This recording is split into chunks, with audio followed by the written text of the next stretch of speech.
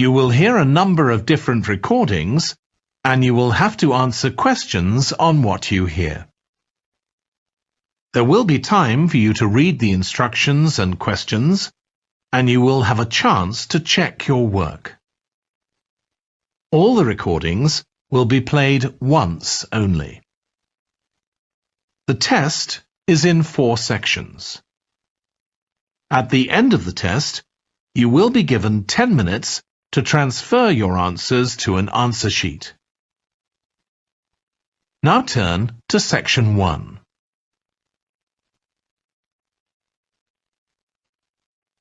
Section 1. You will hear a woman reporting a theft to an officer in a police station. First, you have some time to look at questions 1 to 3.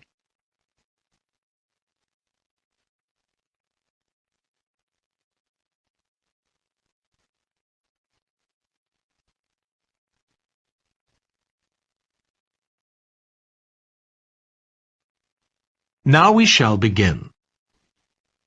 You should answer the questions as you listen, because you will not hear the recording a second time. Listen carefully and answer questions 1 to 3. Good morning. What can I do for you? I want to report a theft. I had some things stolen out of my bag yesterday. I'm sorry to hear that. Right, so I'll need to take a few details. Can I start with your name? Louise Taylor. Okay, thank you. And are you resident in the UK? No, I'm actually Canadian, though my mother was British. And your date of birth? December 14th, 1977. So you're just visiting this country? That's right. I come over most summers on business. I'm an interior designer, and I come over to buy old furniture. Antiques, you know? There are some really lovely things around here, but you need to get out to the small towns. I've had a really good trip this year, until this happened. Okay. So you've been here quite a while? Yes, I'm here for 2 months. I go back next week. So, may I ask where you're staying now? Well, at present, I've got a place at Park Apartments. That's on King Street. I was staying at the Riverside Apartments on the same street, but the apartment there was only available for 6 weeks, so I had to find another one. Okay. And the apartment number? 15. Right. Before you hear the rest of the conversation, you have some time to look at questions 4 to 10.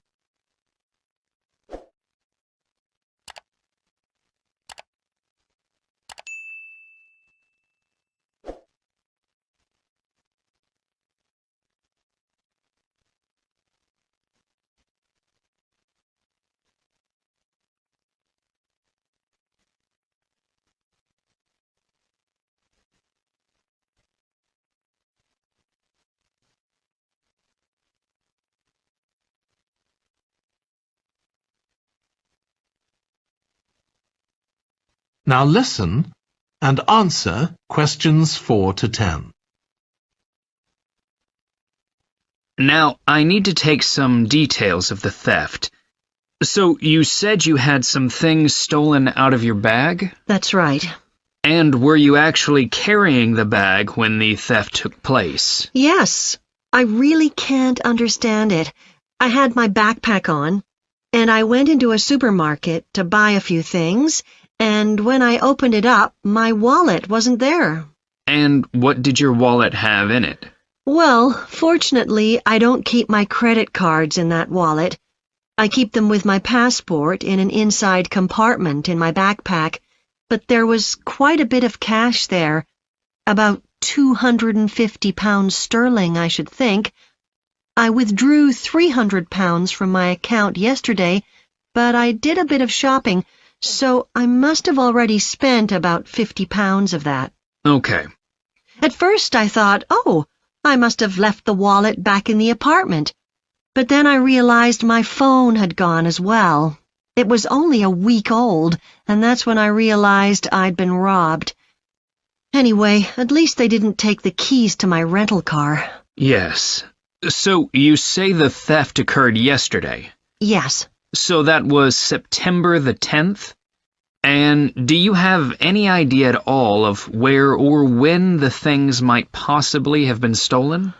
Well, at first I couldn't believe it because the bag had been on my back ever since I left the apartment after lunch. It's just a small backpack, but I generally use it when I'm traveling because it seems safer than a handbag. Anyway, I met up with a friend, and we spent a couple of hours in the museum. But I do remember that as we were leaving there, at about 4 o'clock, a group of young boys ran up to us, and they were really crowding round us, and they were asking us what time it was. Then, all of a sudden, they ran off. Can you remember anything about them?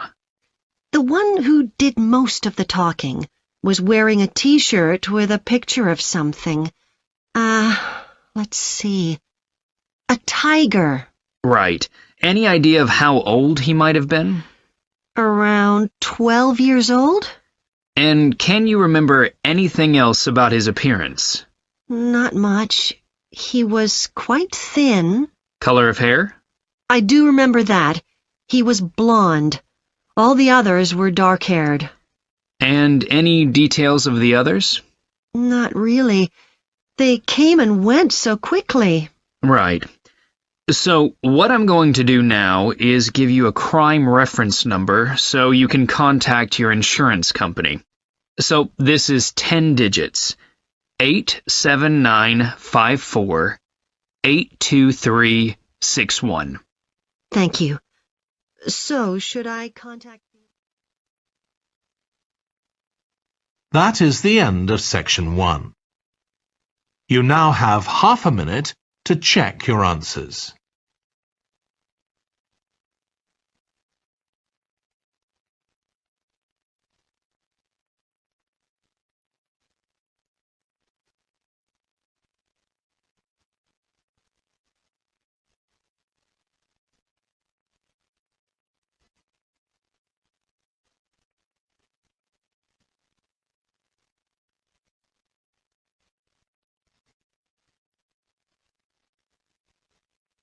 Now turn to section 2. Section 2.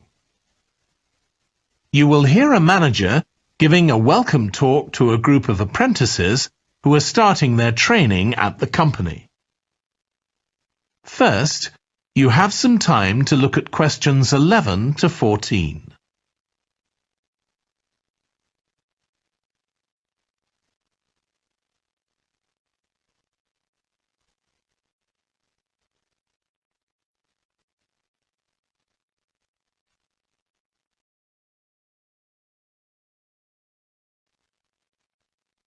Now listen carefully and answer questions 11 to 14. Good morning, everyone. My name's Janet Parker, and I'm the Human Resources Manager. We're very happy to welcome you to your new apprenticeship. I hope that the next 6 months will be a positive and enjoyable experience for you. I'd like to start with some general advice about being an apprentice. Most of you have very little or no experience of working for a big organisation, and the first week or so may be quite challenging. There will be a lot of new information to take in, but don't worry too much about trying to remember everything. The important thing is to check with someone if you're not sure what to do. You'll find your supervisor is very approachable and won't mind explaining things or helping you out. You're here to learn, so make the most of that opportunity. You'll be spending time in different departments during your first week, so make an effort to talk to as many people as possible about their work. You'll make some new friends and find out lots of useful information. As well as having a supervisor, you'll each be assigned a mentor. This person will be someone who's recently completed an apprenticeship, and you'll meet with them on a weekly basis. Their role is to provide help and support throughout your apprenticeship. Of course, this doesn't mean they'll actually do any of your work for you.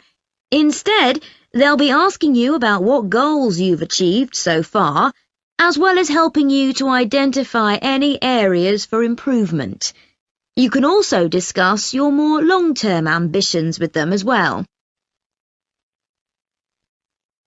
Before you hear the rest of the talk, you have some time to look at questions 15 to 20.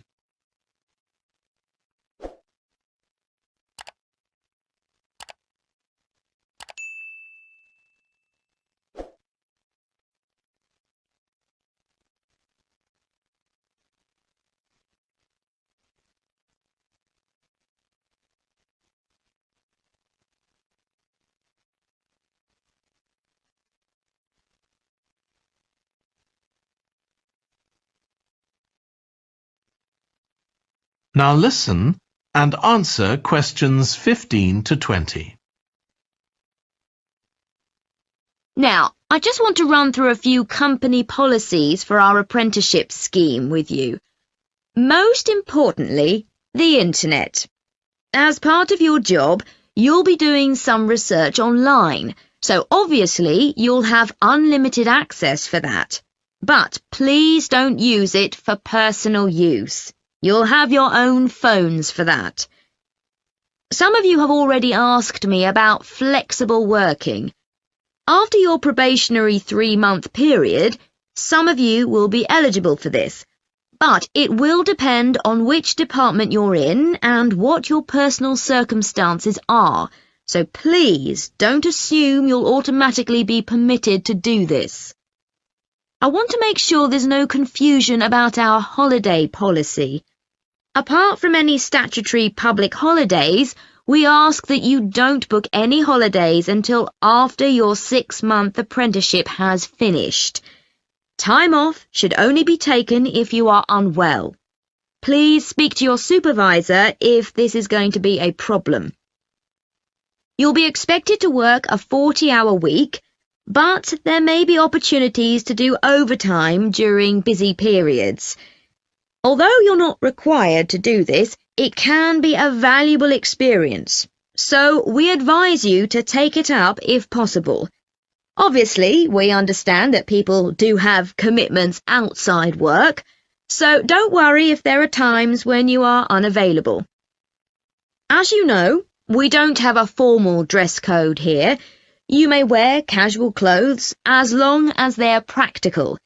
And the only restriction for shoes we have is on high heels for health and safety reasons. Comfortable shoes like trainers are preferable. There's a heavily subsidised canteen on site where you can get hot meals or salads cheaply. Snacks and drinks are also provided, so we've decided to introduce a no-packed lunch policy. This is partly to encourage healthy eating at work, and partly to stop people from eating at their workstation, which is unhygienic. Okay, moving on to... That is the end of section 2. You now have half a minute to check your answers.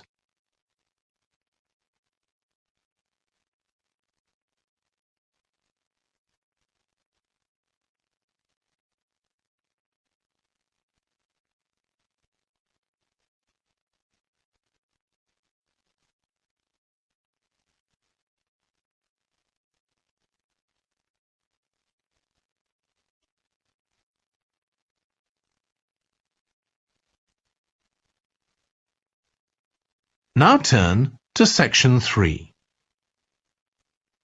Section 3. You will hear 2 urban planning students, called Carla and Rob, discussing their presentation on cities built by the sea, following instructions from their tutor. First, you have some time to look at questions 21 to 25.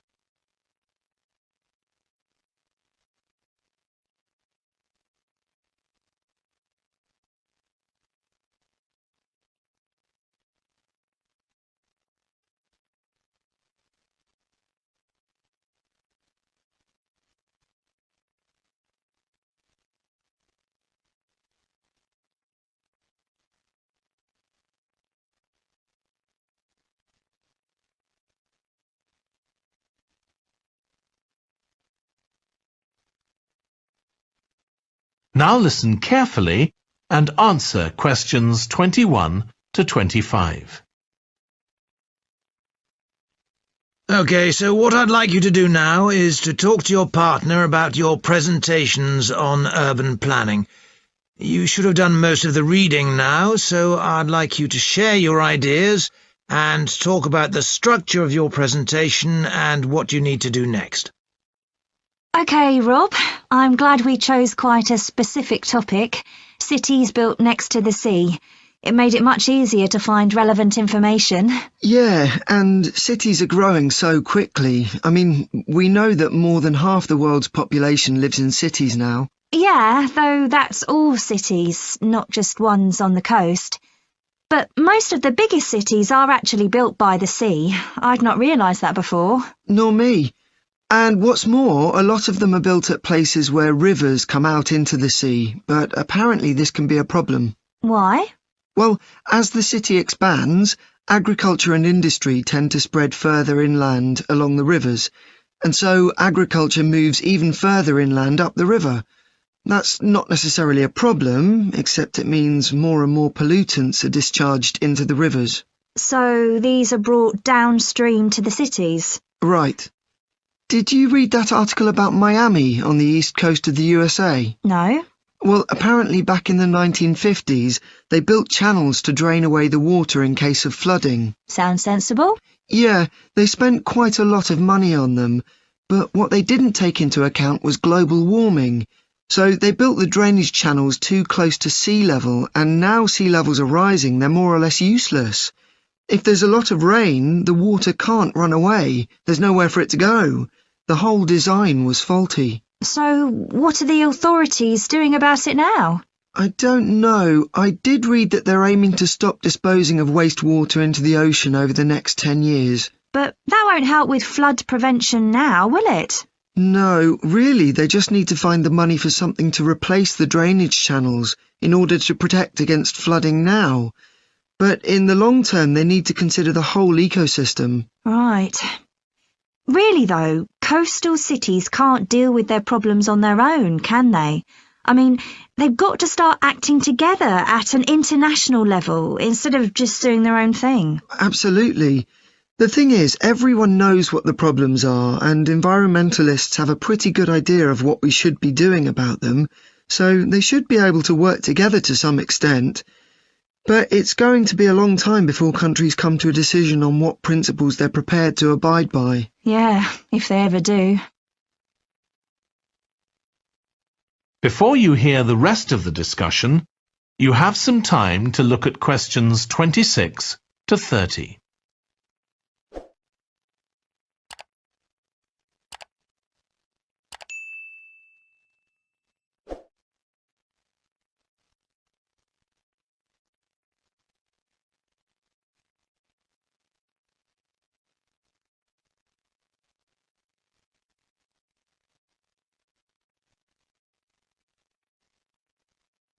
Now listen and answer questions 26 to 30. So, I think we've probably got enough for our presentation. It's only 15 minutes. OK, so I suppose we'll begin with some general historical background about why coastal cities were established. But we don't want to spend too long on that. The other students will already know a bit about it. It's all to do with communications and so on. Yes. We should mention some geographical factors, things like wetlands and river estuaries and coastal erosion and so on. We could have some maps of different cities with these features marked. On a handout, you mean? Or some slides everyone can see? Yeah, that'd be better. It'd be good to go into past mistakes in a bit more detail. Did you read that case study of the problems there were in New Orleans with flooding a few years ago? Yes, we could use that as the basis for that part of the talk. I don't think the other students will have read it, but they'll remember hearing about the flooding at the time. OK. So that's probably enough background. So then we'll go on to talk about what action's been taken to deal with the problems of coastal cities. OK. What else do we need to talk about? Maybe something on future risks, looking more at the long term if populations continue to grow? Yeah, we'll need to do a bit of work there.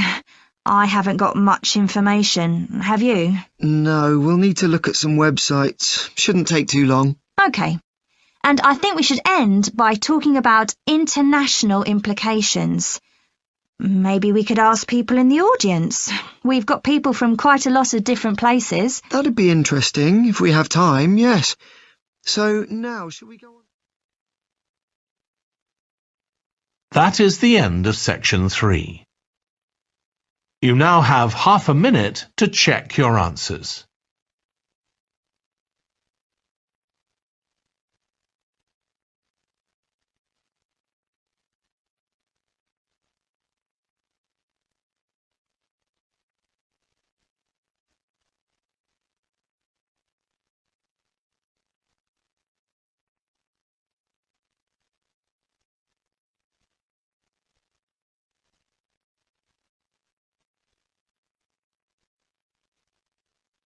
Now turn to section 4.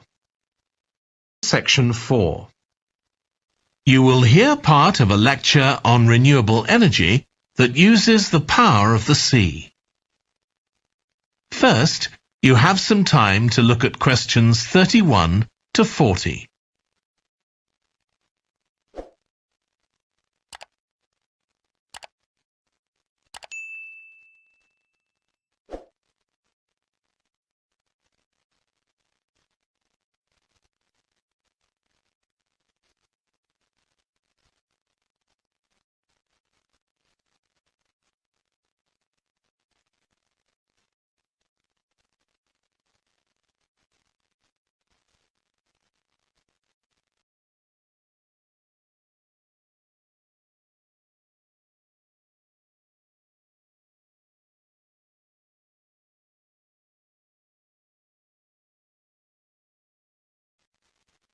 Now listen carefully and answer questions 31 to 40. Producing enough energy to meet our needs has become a serious problem. Demand is rising rapidly because of the world's increasing population and expanding industry. Burning fossil fuels like gas, coal and oil seriously damages the environment, and they'll eventually run out. For a number of years now, scientists have been working out how we can derive energy from renewable sources, such as the sun and wind, without causing pollution. Today, I'll outline marine renewable energy, also called ocean energy, which harnesses the movement of the oceans. Marine renewable energy can be divided into 3 main categories: wave energy, tidal energy, and ocean thermal energy conversion. And I'll say a few words about each one. First, wave energy. Numerous devices have been invented to harvest wave energy, with names such as Wave Dragon, the Penguin, and Mighty Whale. And research is going on to try and come up with a really efficient method. This form of energy has plenty of potential, as the source is constant, and there's no danger of waves coming to a standstill. Electricity can be generated using onshore systems, using a reservoir, or offshore systems. But the problem with ocean waves is that they're erratic, with the wind making them travel in every direction. This adds to the difficulty of creating efficient technology. Ideally, all the waves would travel smoothly and regularly along the same straight line. Another drawback is that sand and other sediment on the ocean floor might be stopped from flowing normally, which can lead to environmental problems.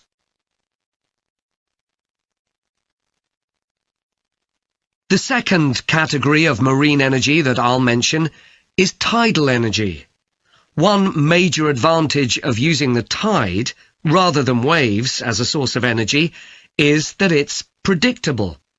We know the exact times of high and low tides for years to come.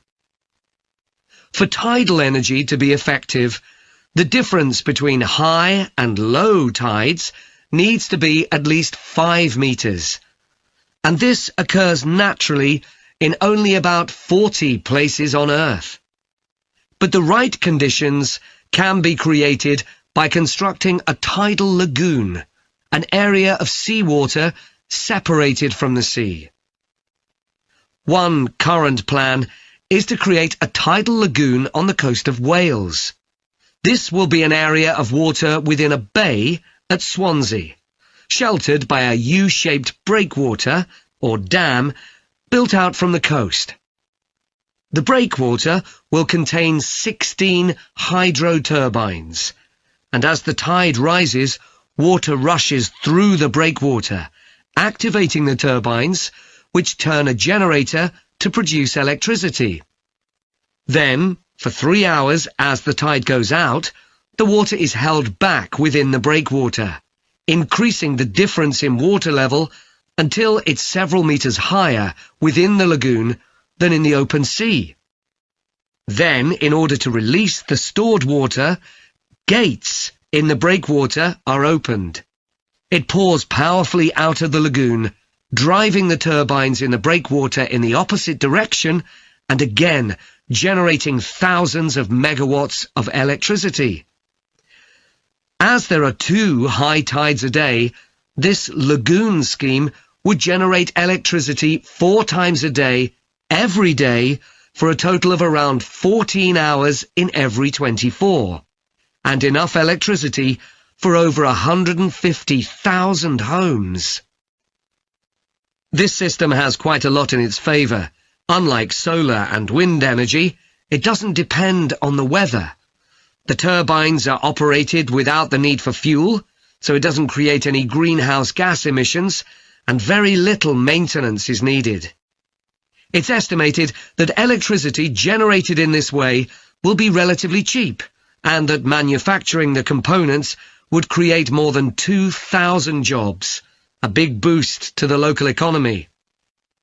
On the other hand, there are fears that lagoons might harm both fish and birds, for example by disturbing migration patterns and causing a build-up of silt, affecting local ecosystems.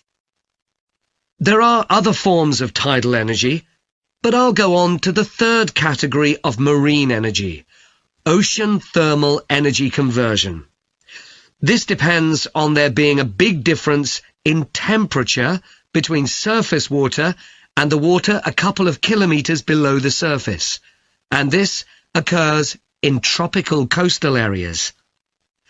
The idea is to bring cold water up to the surface using a submerged pipe. The concept dates back to 1881, when...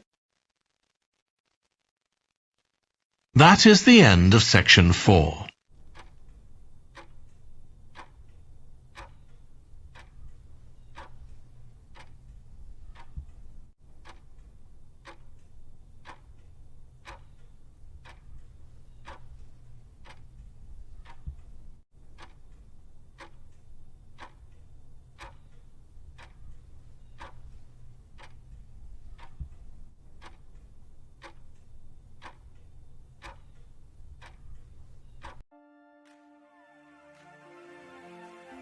That is the end of the listening test. In the IELTS test, you would now have 10 minutes to transfer your answers to the answer sheet.